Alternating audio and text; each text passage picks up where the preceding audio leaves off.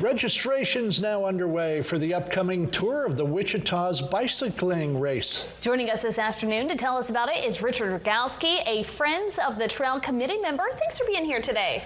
Thank you. I'm glad to be here. Richard, tell us all about Tour of the Wichitas. Well, the Tour of the Wichitas is, basically the premier bicycling event for the city of Lawton. Okay. It's been going on since the late 70s. So we're almost at 50 years with the Tour of the Wichitas. And so it's a really, really cool, exciting event, and I feel privileged, and as do the other volunteers, to be part of it. Mm-hmm. So we have 4 routes, 19 miles, 32 miles, 51 miles, and 64 miles. We try to give a little bit for everybody. Mm-hmm.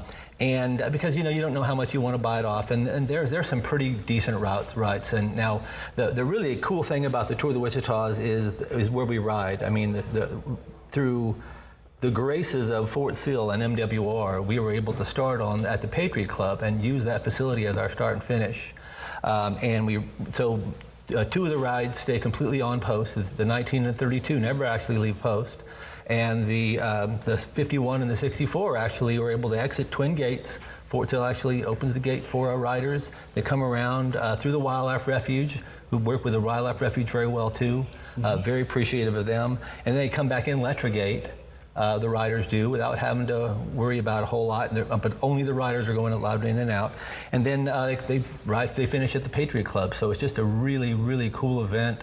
You have the history of Fort Sill, the beauty of the Wichita Mountains. It's just an amazing event. Mm-hmm. Sounds like fun. Now, for people wanting to go, though, they will need to have a visitor's pass to hop on Fort Sill. Yeah, so, I mean, you can register for the ride on bikereg.org, or you can go to our website, tourofthewichitas.com, and register for the ride. So you can pre-register, electronically. But we also will have a registration at the Patriot Club on the day before, on Friday from noon to 7, and then right before the ride. I mean, you can register up to the last minute. We'll get you in. But, the great thing about being on post is being able to ride on post with a low traffic and very safe roads, but you do have to get a pass to get on post, and now you have to have a real ID as well. So, but it's been so easy to get a pass. I mean, you've probably done it a bunch of times. You just put your numbers in, bam, you got it. And so I was a little worried about when we first started doing that. We've done it for 2 years now. This is our 3rd year with starting on at the Patriot Club and having to get a pass, and the riders seem to be fine with it, and our numbers haven't dropped, and so it just makes the whole experience so much better. Mm-hmm. Richard, what are you most looking forward to?